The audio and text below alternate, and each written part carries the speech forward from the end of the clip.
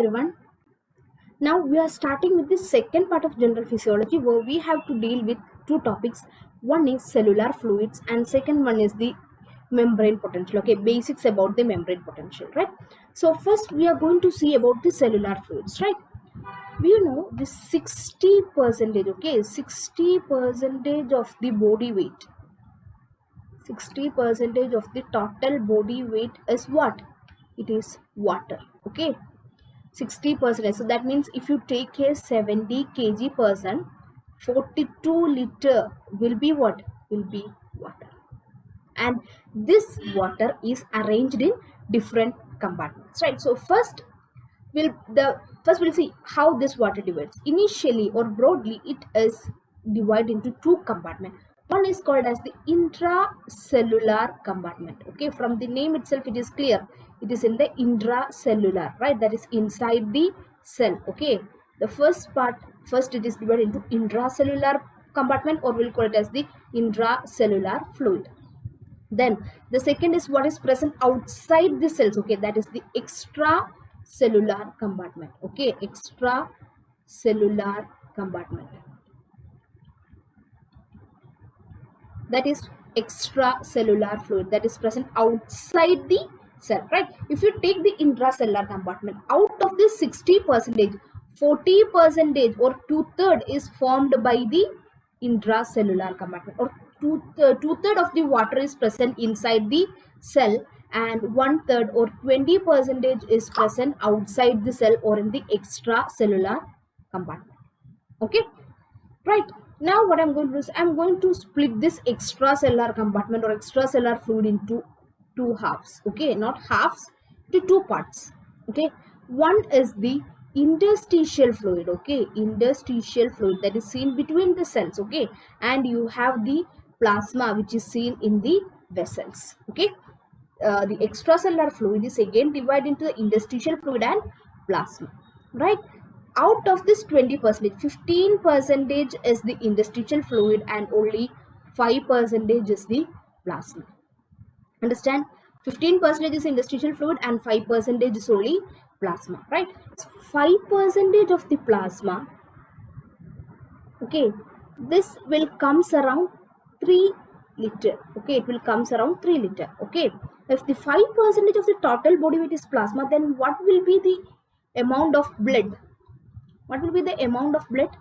The amount of blood is around 8% of the total body weight. Okay, 8% of the total body weight is blood. Okay, right? Out of this 8%, 5% is plasma and 3% is the blood cells. Okay, next question is, can we measure this blood volumes? Can we measure the cellular fluids? Answer is yes. And for that you have a method called as Stewart-Hamilton method. Okay, Stewart-Hamilton dilution method or dilution technique. This is also called as the indicator or dye dilution method. Okay, indicator or dye dilution method. What is done here, I'll tell you. If you take I amount, okay, I amount of the dye or indicator, whatever, you are taking I amount of this dye and you are going to inject that into the body. Okay, inject that dye. Okay, inject dye into the body, and you wait for what? You will wait for the dye to get uniformly distributed. Okay, now the dye has uniformly distributed. Now you will check the concentration. Okay, 1 ml of the fluid contains how many amount of dye, that is the concentration, right? Now we will check the concentration of the dye. Okay, concentration of the dye, right? So if you need to know the volume of distribution, now if you want to know the volume of distribution, the volume of distribution is equal to the initial amount of the dye injected divided by the concentration. Okay, I is the initial amount of dye injected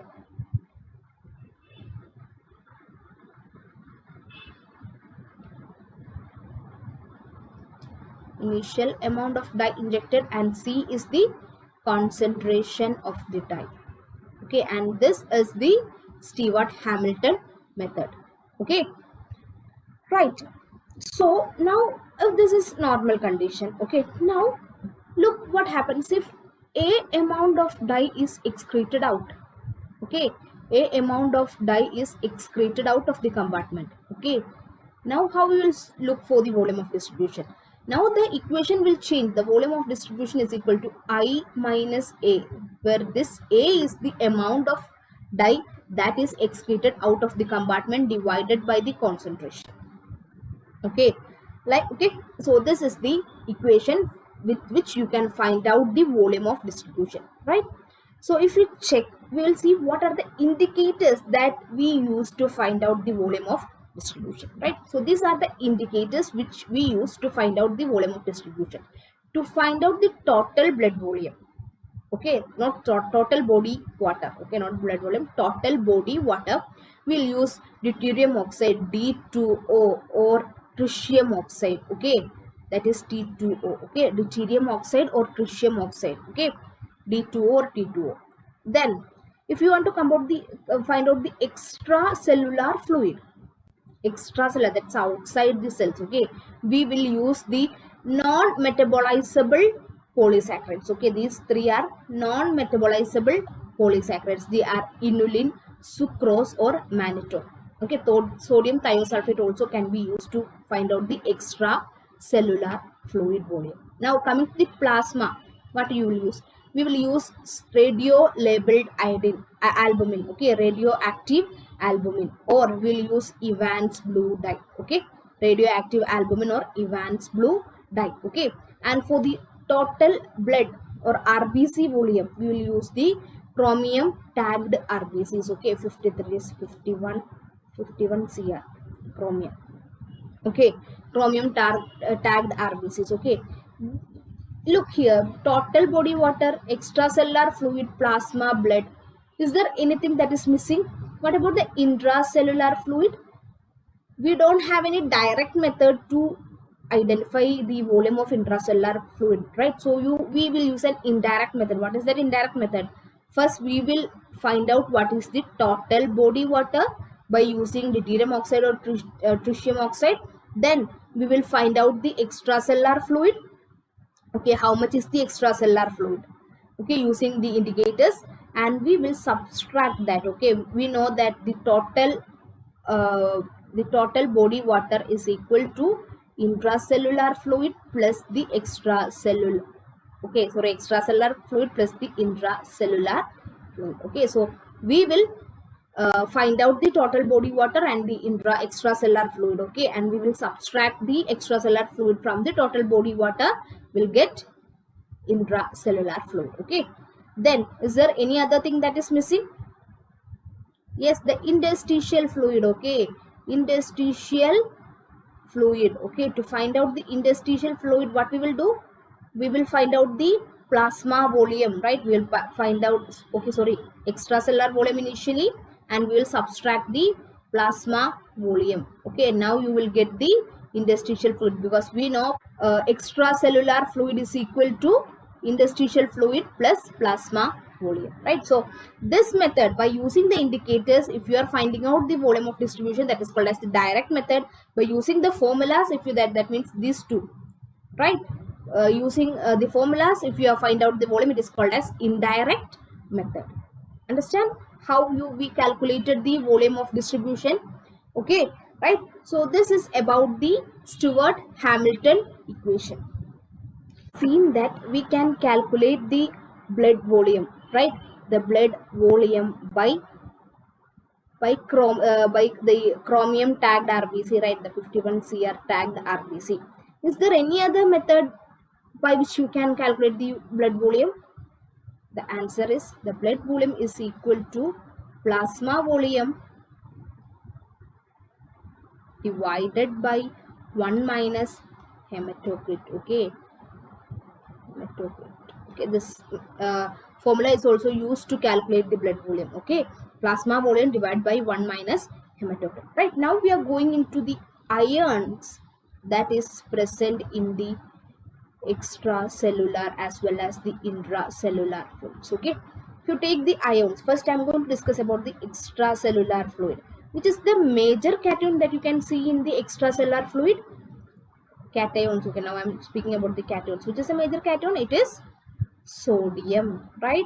135 to 145 milli equivalents of sodium.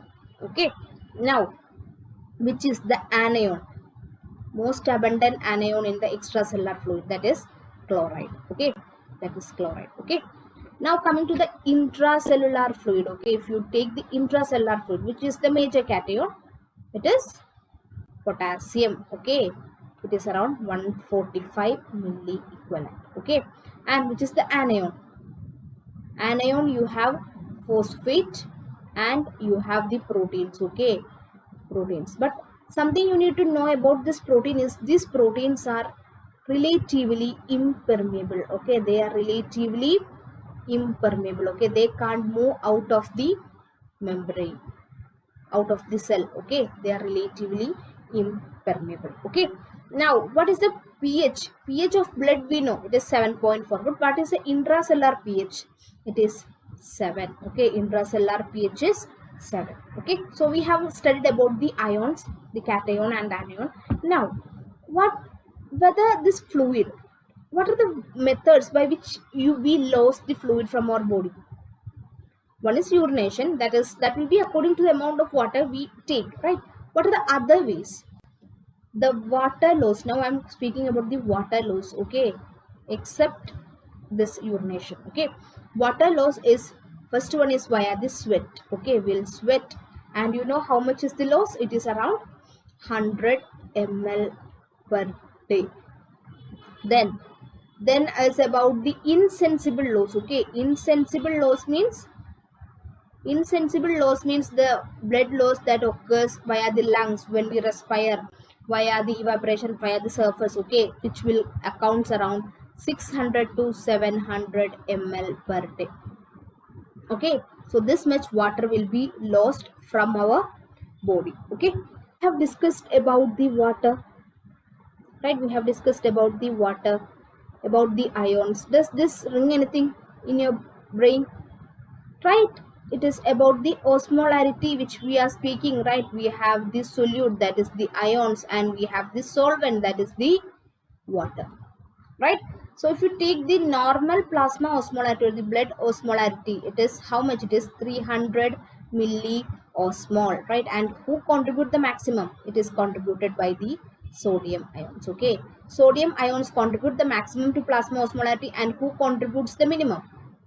Minimal contribution is from the proteins. I told you they won't leave the uh, the cell, right? So the concentration of the protein will be very low in the extracellular fluid, as well as they have relatively large cell volume, cell size. Okay, so they contribute very less to the osmolarity. Okay, if any change occurs to the osmolarity, what happens to the blood volume? If any change occurs to the blood volume, what happens to the osmolarity?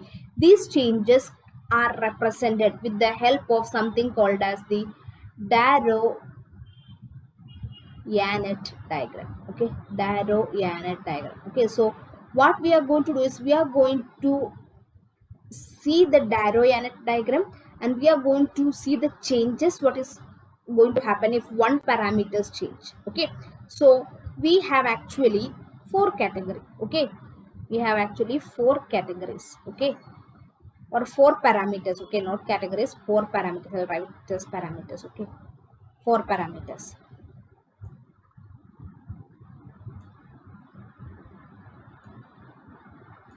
Okay, 4 parameters. Which are the 4 parameters? One parameter is the intracellular fluid volume. Second parameter is the intracellular fluid osmolarity. The third parameter is the extracellular fluid volume. Fourth is the extracellular fluid osmolarity. Okay, we know if this is the water compartment, we know the 2/3 is what? It is intracellular fluid, and 1/3 is the extracellular fluid. Okay, and both have the osmolarity of 300 milliosmol. Okay, 300 milliosmol. Okay, so this is the 4 parameters Okay, if actually I can say only two parameters. One is volume and other is osmolarity. Right, only two parameters. Okay, that two parameters we have said about the intracellular compartment and extracellular compartment. Right.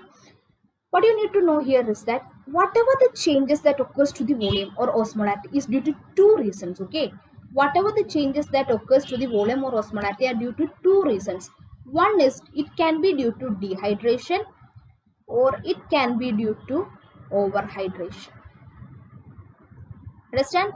The two reasons for the changes in these parameters, one can be due to dehydration or second can be due to overhydration. We will take each scenarios. Okay, the first one I am going to discuss is about dehydration. Okay, dehydration, that is loss of isotonic fluid. Okay, isotonic fluid. What happens when the isotonic fluid is lost? We'll write the parameters first one. From where this isotonic fluid is going to get lost? It is going to get lost from the extracellular fluid volume, right? So the extracellular fluid volume will reduce, right? Since it is of isotonic in nature, will there be any change in the osmolarity?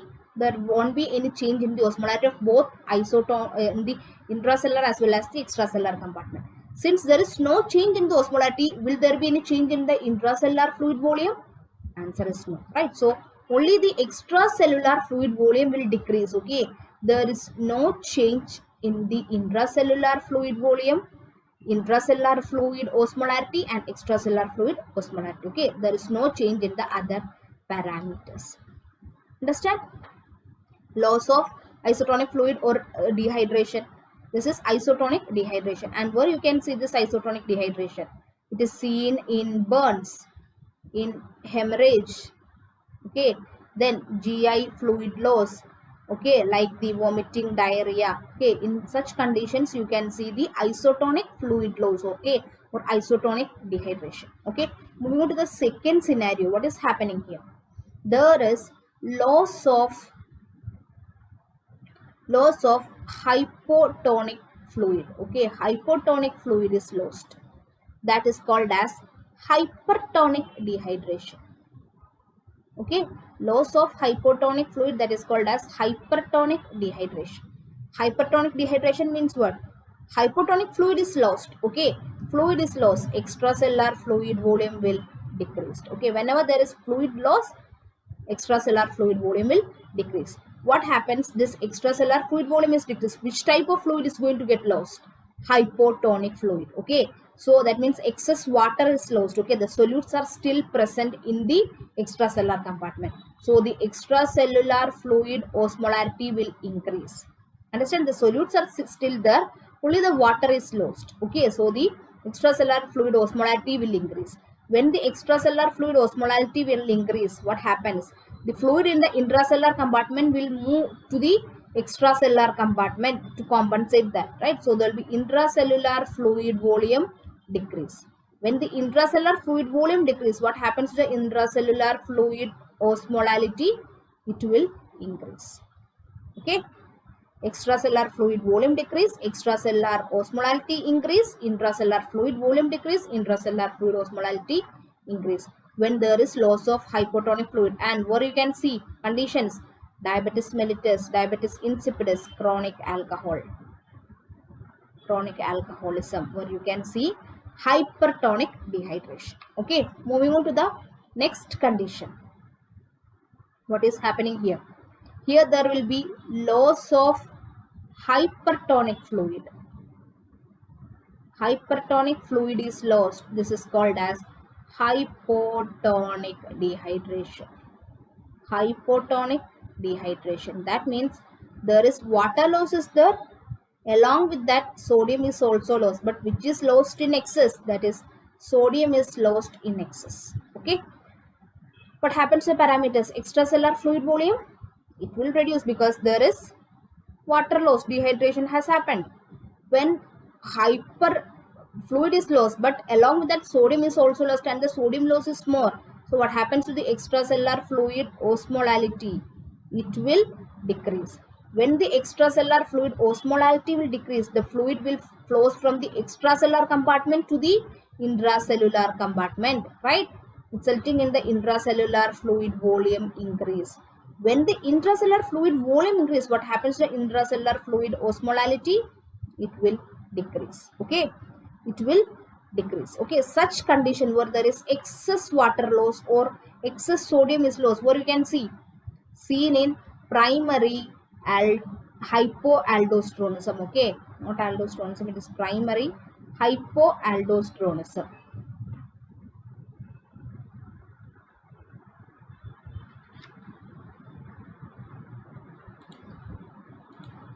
Primary hypoaldosteronism. Okay, right? Now coming to the next scenario, there is gain or overhydration. Okay, overhydration of what? Overhydration of isotonic saline, okay, or isotonic fluid.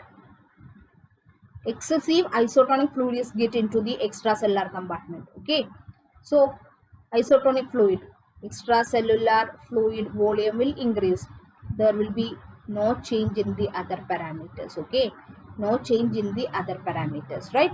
Example with this over administration of the isotonic saline. Okay, isotonic saline is overly administered. Okay, next scenario, what happens when there is overhydration of hypertonic fluid?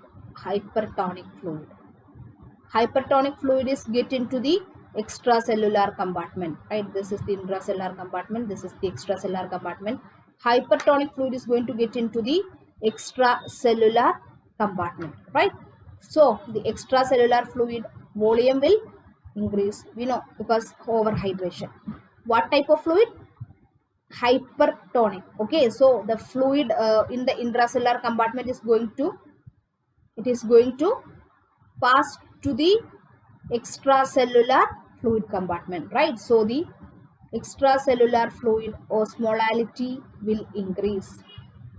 Since the fluid is passed from the intracellular compartment, intracellular fluid volume will decrease. When the intracellular fluid volume will decrease, intracellular fluid osmolality will increase. Okay, this is overhydration of hypertonic fluid. Okay, and where you can see overhydration of hypertonic fluid, when there is excess administration of the hypertonic saline. Okay, hypertonic saline is overly administered. Okay, now coming to the final one, what happens here? There will be overhydration of hypotonic fluid. Overhydration of hypotonic fluid means what? Extracellular fluid volume will increase because overhydration has happened. When the extracellular fluid volume increases and the fluid is hypotonic, extracellular fluid osmolality will decrease. When the fluid osmolality decreases, the fluid from the extracellular fluid is going to pass into the intracellular compartment, right? Intracellular fluid volume will decrease. Intracellular fluid volume decrease means, increase. This increase because the fluid is going to pass to intracellular compartment, right? Intracellular fluid volume will increase. If the intracellular fluid volume increases, intracellular fluid osmolality decrease.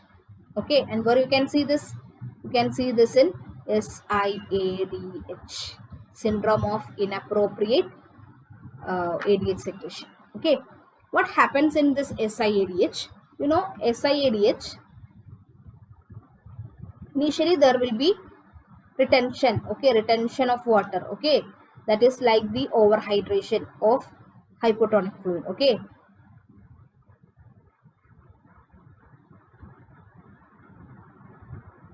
retention of water. Then what happens? When excess water is absorbed, the venous return will increase. Okay, venous return will increase. When the venous return increases, there will be atrial enlargement. When the atrial enlargement occurs, what will be secreted? ANP will be secreted, and this ANP will promote what? Will promote diuresis. Okay, this is what is happening in SIADH. Okay, so this is about the Darrow-Yanner diagram and the changes in osmolarity and volume. And the last topic of the general physiology is about the membrane potential.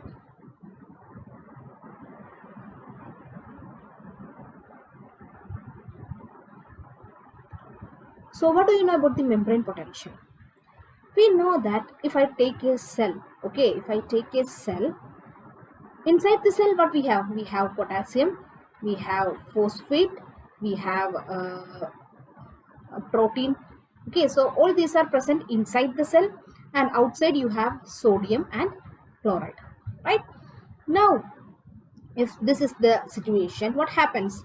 Since the potassium concentration is very high, right, this potassium will diffuse out of the cell, okay, when the cell is at rest. Okay, when the cell is at rest, the potassium will move outside the cell, okay, or the potassium will diffuse out into the cell. Okay, the potassium will diffuse out into the cell, diffuse out of the cell, okay, out of the cell, okay, diffuse out of the cell, right?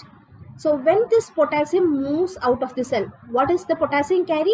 It carries a positive charge. That means there will be loss of positive charge. Okay, there will be loss of positive charge from the cell. Okay, loss of positive charge from the cell, right? And when there is loss of positive charge from the cell, what does that make the cell? That makes the cell negative, right? The cell will have a negative charge or a negative potential. Okay, negative potential. And this, when the cell is at rest, this negative potential that is created inside the cell is called as the membrane potential. Okay, this is called as the resting membrane potential. Okay, resting membrane potential. Okay, but what you need to know here is that all cells are not similar. Okay, the concentration of potassium in each cells vary, and so the diffusion of the potassium will also vary. That means the resting membrane potential of each type of cell will vary, right? One cell will have one type of resting membrane potential or one value for resting membrane potential, other cell will have another value. But what you need to know is mostly it is due to the diffusion of potassium out of the cell. Okay, and that is called as the resting membrane potential, right? Then there are certain cells, okay, certain cells like the SA node of cardiac, then the Kagel cells of GIT, okay, the pre-Bodzinger complex of respiratory system. Okay, in these type of cells, they don't have a constant resting membrane potential. Instead, their values will fluctuate in between. Okay, from minus 40 to minus 60 millivolt. Okay, or minus 60 to minus 40 millivolt. It will be fluctuating. Why? Because along with the diffusion of potassium, we know when the potassium diffuses out, what is present inside? What is present outside? Sodium is present outside, right? So this sodium will diffuse in. Okay, but you need to know here is that the potassium that diffuse out is the major one. Okay, this is the major one, whereas the sodium that diffuse in will play only a minor role. Okay, right? So this potassium that diffuse out plays a major role. This the sodium will diffuse in, and there is small action of this sodium potassium ATPase. Okay, so this three, what this will cause a fluctuating potential. Okay, sometimes it will be minus 60, sometimes it will become 60, 55, 50, 45, 40. Okay, so it will fluctuate between this value, and that is called as the restless membrane potential. Okay, and I gave you the examples which shows the restless membrane potential. Okay, not majority of the cell will have resting membrane potential. Now let's see the resting membrane potential of certain cells. Okay, if you take the red cells, that means the RBC. Okay, sorry. If you take the RBC and the epithelial cells, okay, they have the resting membrane potential at minus 8 to minus 20 millivolt. Okay, the smooth muscles will have the resting membrane potential from minus 35 to minus 45 millivolt. Okay, The pacemaker or SI node, I told it will be fluctuating between minus 55 to minus 65 millivolt. Okay, it is have the restless membrane potential. Okay, restless membrane potential.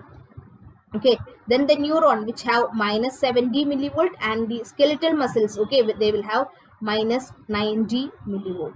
Okay, skeletal muscles, cardiac muscles, okay, they will have minus 90 millivolt. Okay, so this is the uh, the potential, okay, the resting membrane potential of certain cells. Okay, and I told you what is the major contribution of resting membrane potential. The major contribution is by the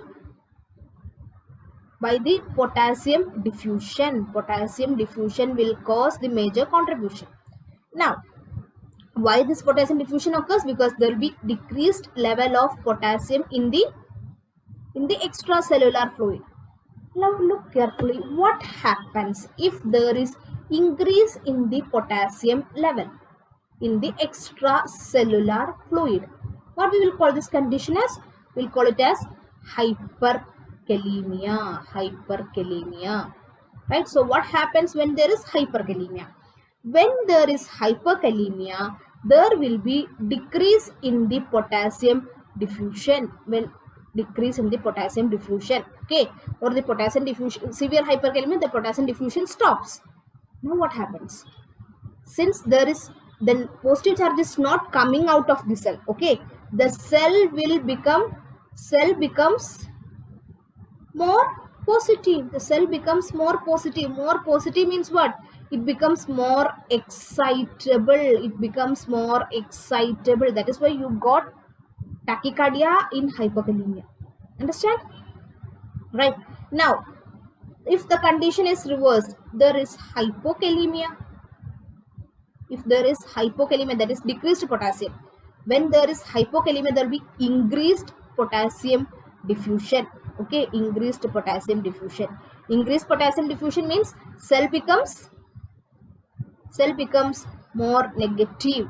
More negative means it becomes less excitable. Okay, less excitable. Understand what is happening? Right? Now what happens? Okay, what happens if why this is happening? Why this potassium diffusion is happening? Because of the concentration gradient. Okay, because of the concentration gradient. Okay, because of the concentration gradient, this potassium diffusion is happening. Why? Because we know the intracellular fluid has around 145 milliequivalents of potassium, and the extracellular fluid has only 4 milliequivalent. Okay, due to this concentration gradient, the potassium diffusion occurs. Right? Now what now that means the potassium is going out. If you take a cell, the positive charges are going out. The positive charges are going out of the cell, so that becomes cell become negative. This is what we have seen, right? And this occurs due to concentration gradient. Okay, concentration gradient. Since there is loss of positive charges from the cell, what will happen? There is an electric gradient that occurs now because of these charges. An electric gradient is occurring across the membrane. Yes, right, an electric gradient is occurring across the membrane, and this electric gradient is opposite to the concentration gradient. Right? The electric gradient will drive the potassium in, whereas the concentration gradient will drive the potassium out. Right? So these are opposite. Okay. Now, what happens when this concentration gradient become equal to the electric gradient? They are opposite to each other, right? So what happens when the concentration gradient becomes equal to electric gradient? That at that time there will be no net movement of potassium, right? There will be no net movement of potassium, and this gradient or the membrane potential, okay, the membrane potential at this point, okay, membrane potential at this point is called as the equilibrium potential. Okay, equilibrium potential, or isoelectric potential. Okay, understand? Equilibrium potential or isoelectric potential. Why this occur? Because the concentration gradient and the electrical gradient are opposite to each other, right? Due to this movement of potassium, a time will arise, or a time will arise when this concentration gradient will become or equal to the electric gradient, or the electric gradient will become equal to the concentration gradient, so that there is no net movement of the potassium, and the membrane potential at that point is called as the equilibrium potential or isoelectric potential. Understand?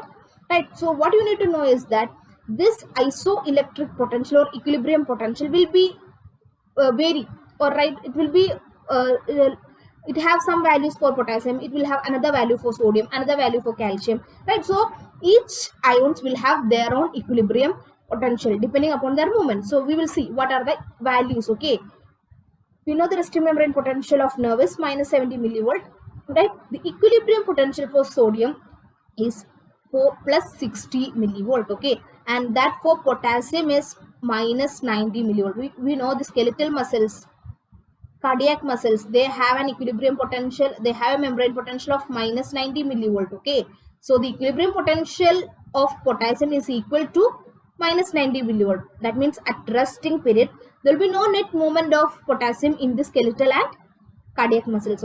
Okay, right? Equilibrium potential for calcium, it is 139 or 129 or 130 millivolt. Okay, for hydrogen it is minus 23, and for bicarbonate it is minus 25. What does this negative sign indicate? This negative sign indicate that the positive ion, okay, or the positive charge is moving out of the cell. Okay, the positive charge is moving out of the cell, right? And the positive charge indicate that the positive charge is moving into the cell. Okay, into the cell. Look, the sodium will move into the cell, potassium will move out of the cell. That is why it is positive for sodium and it is negative for potassium. Understand what this positive and negative sign indicate? Okay, right. Now if you want to calculate, how to calculate this isoelectric potential. So if you want to calculate for a single ion, okay, if you want to calculate the isoelectric potential for a single ion, okay, you have an equation called as the Nernst equation. Okay, Nernst equation. Okay, and this equation will give you the electric potential. Okay, and equation is plus or minus 61. I told you what this plus or minus indicate. Log concentration of the ion inside the cell divided by concentration of the ion outside the cell. Okay, this inside and outside you can interchange. Okay, depending upon the ion you can interchange it. Okay, so the concentration of ion inside the cell divided by the concentration of ion outside the cell. Okay, plus or minus. Okay, right? So plus or minus 61 into log concentration of ion inside the cell divided by concentration of ion outside the cell, right? We can take the example of sodium. Okay, we know what is the concentration of the sodium. For sodium, what you need to know, you need to reverse this. Okay, for sodium it will be like 61 into log concentration outside divided by log, because the movement is from outside to inside. Okay, log inside. Okay, concentration inside. Okay, what is the concentration of the sodium outside? It is 140. And what is the concentration of sodium inside? It is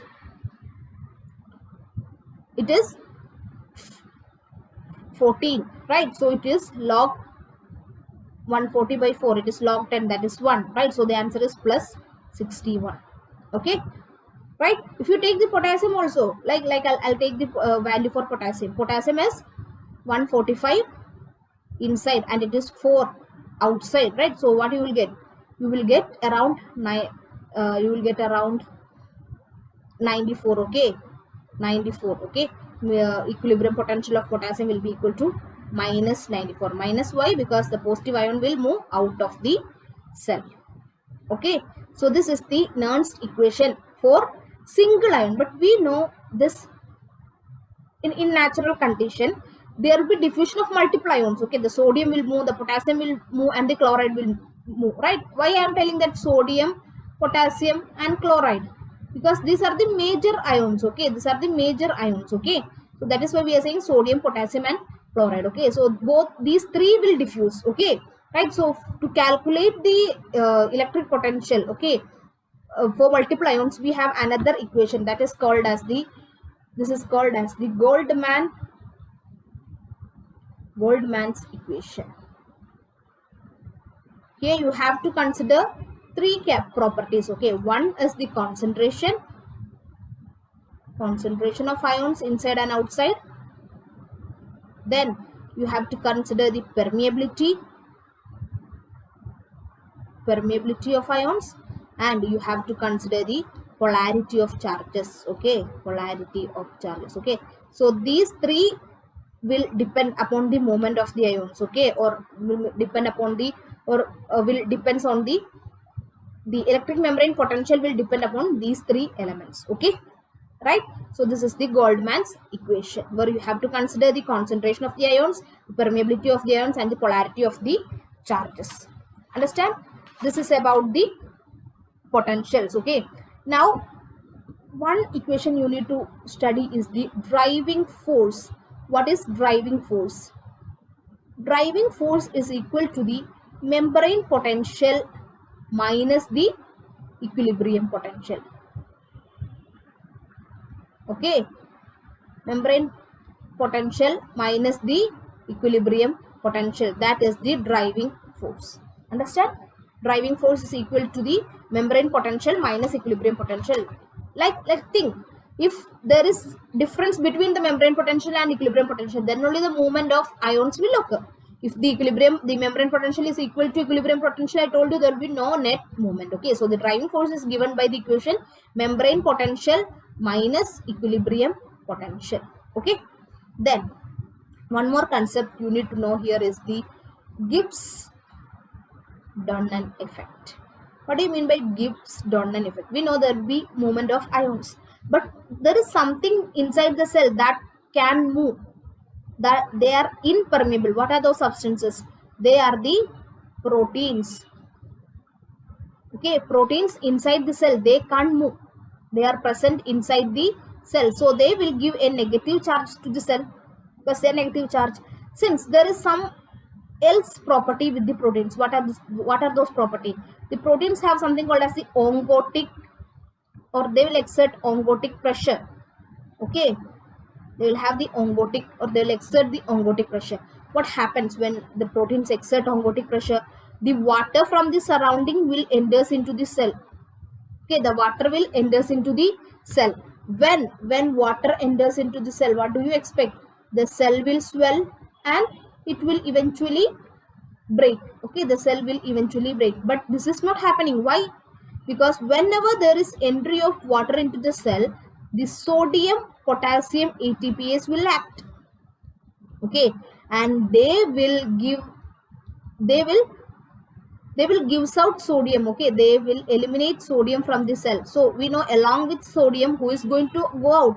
Water will also go out, right? So along with sodium, water is also removed out. Okay, so thus we will maintain the shape of the cell. Okay, the cell doesn't get swelled up with water. Okay, this is called as Gibbs-Dunning effect. Okay, understand? So these are the concepts which you need to study in case of membrane potential. Okay, stimulus and membrane transmission. The stimulus transmission, right? So first, stimulus, if you give a stimulus, what is the property of a stimulus? The stimulus should be rapidly rising. Okay, this stimulus should be rapidly rising. What happens if the stimulus is slow rising? What happens if the stimulus is slow rising? The stimulus is slow rising, the membrane will get accommodated. There will be membrane accommodation. Okay, accommodation, right? When there is membrane accommodation, it will lead to what? It will lead to that means the excitation of this cell is not seen. Okay, that is why the stimulus should be rapidly rising. Second, the duration of this stimulus, it should be optimal. The stimulus should be optimal. Okay, it should have a certain duration so that it can excite the tissues. Okay, so these are the two properties of a stimulus. Depending upon the type. Okay, there are two types of stimulus. Okay, two types of stimulus. Okay, the first type is the rectangular type. Okay, rectangular type. Okay, here the stimulus will be like this. Okay, rectangular type. That means it will rapidly rise. Can you see here the rapid rise? Okay, rapid rise. Then it have optimal duration. Can you see it has optimal duration? This is the best stimulus. Okay, rectangle type is the best stimulus. Okay, then the second type is the exponential type. Okay, exponential type. Exponential type means it will be like this. Okay,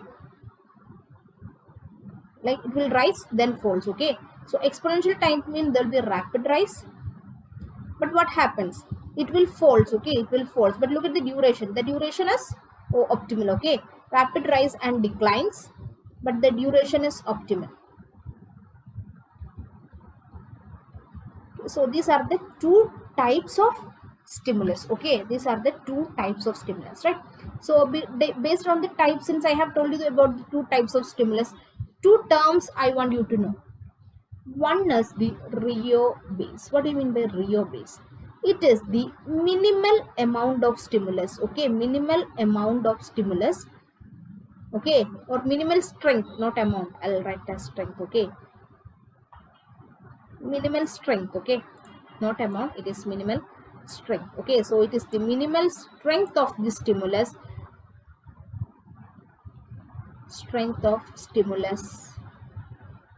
to produce a response or to excite a tissue. Okay, the minimal strength to excite a tissue or to produce response is called as Rio base. Okay, the second thing you need to know about the chronaxy. What's meant by chronaxy? This is the time taken. Okay, time taken by a stimulus. Okay, time taken by a stimulus. This stimulus have certain properties. Okay, this is the time taken by a stimulus which has double the strength. Okay, which has double the Rio base strength. Okay, the strength is double the Rio base. Okay, such, right, like if you give double Rio base, what is the time taken to produce, time taken by stimulus to produce response? That is called as chronaxy. Understand? So with minimal strength, the minimal strength that required to produce the response is called as the Rio base. The time taken by the stimulus which has double strength of the Rio base to produce a response is called as chronaxy. More time taken means what? The more time taken means these cells are like excitable. It will take more time to produce a response. That means the cells are less excitable, right? Like if you write it in the ascending order or increasing order of the chronaxy. Okay, chronaxy.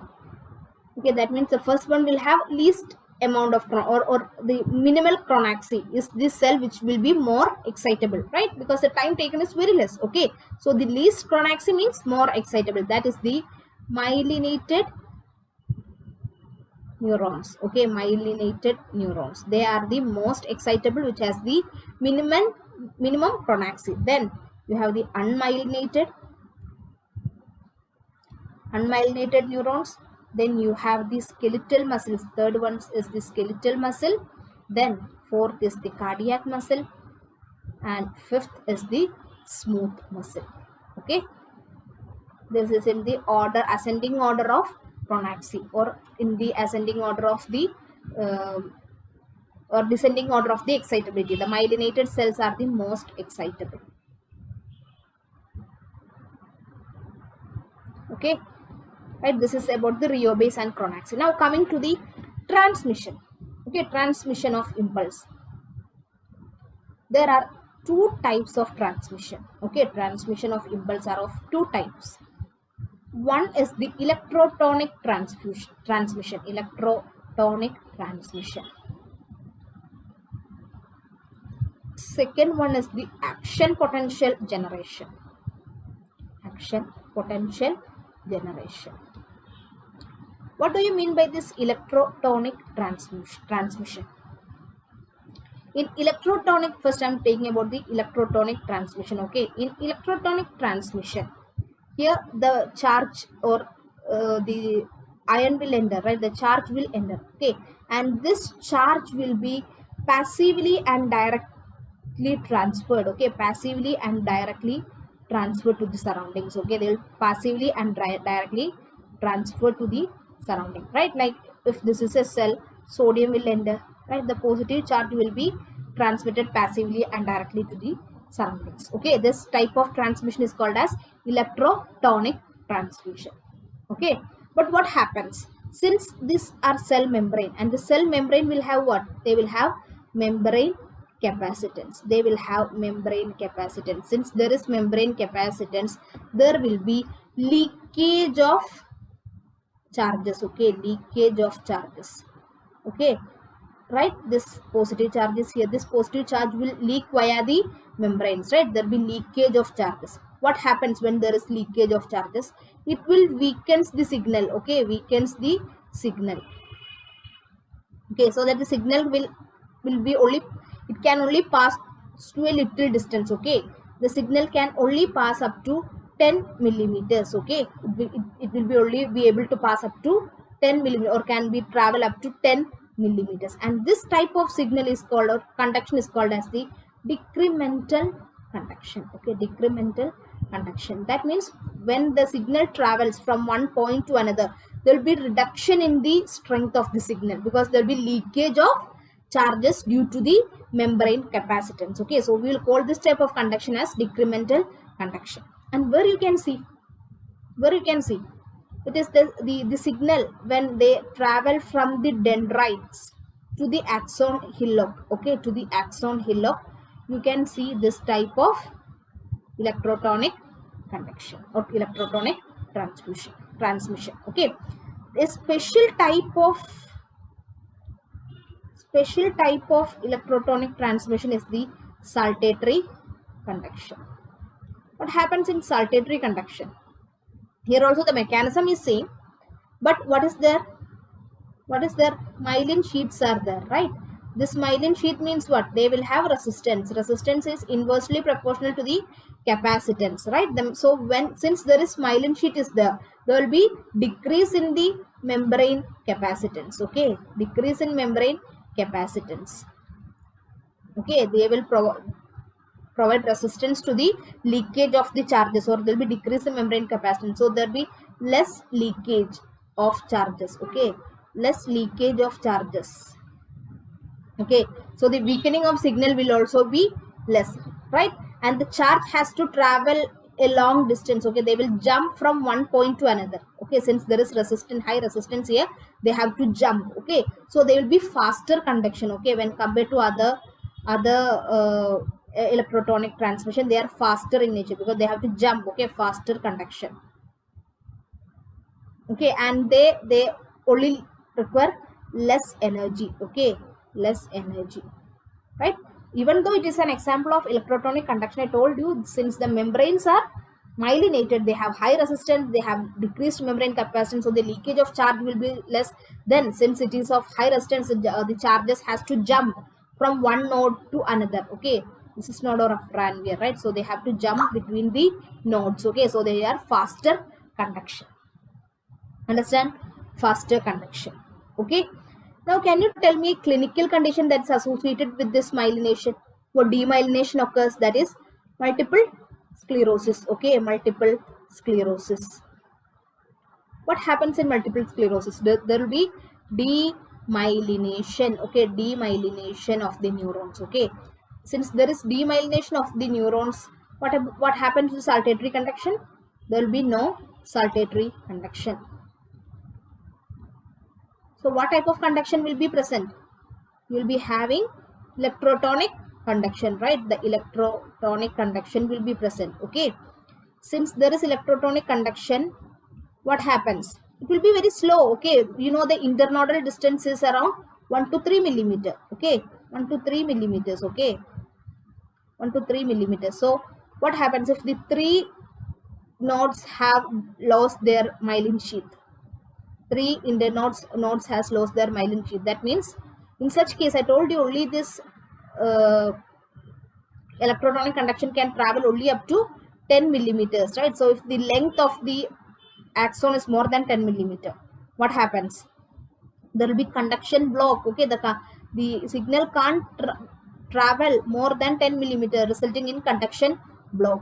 Understand? This is what is happening in multiple sclerosis, right? If a person with multiple sclerosis take a hot bath, what will happen? The hot bath or temperature will increase the membrane capacitance. Okay, membrane capacitance. Since there is increased membrane capacitance, means increase in leakage of charges. Okay, increase in leakage of charges. Okay, so they will worsen the conduction block. Understand what is happening in multiple sclerosis? So this is the first type of conduction or electrotonic conduction. Second type is the action potential generation. Okay, action potential. You know about the action potential. They are self-regenerated, right? If action or impulse is given to one cell, action potential is generated in one cell, then the action potential is generated in the second cell, it is generated in the third cell. It is self regenerated. Okay, it is self regenerated. Second, it is self propagated. Okay, propagated. Third property, it is non decremental. There won't be any loss of signals. Okay, and no any loss of charges or any like it is non graded. Okay, whatever be the first strength of signals, it will be, that strength will be maintained throughout the transmission. That is non decremental or non graded. Fifth one, it will follows all or none law. Like if one cell is stimulated, then all cells will get stimulated. If none of the cell gets stimulated, there is no like small stimuli, large stimuli. Again, that difference is not there. One cell gets stimulated, it will be traveled, the signal will transported to the next cell, like the whole area will be, action potential will be generated in the whole area. Okay, right? Now what are the phases of action potential? Two important phase, depolarization phase and repolarization. Okay, depolarization is due to sodium influx and repolarization is due to potassium efflux. Okay, when we will study the corresponding cells like the neurons, the cardiac muscles, okay, the skeletal muscle, we will see the action potential, how action potential is generated in each of these cells in detail. Okay, so with this we have completed the general physiology. Okay, next we are going to discuss the nerve muscle physiology. Okay.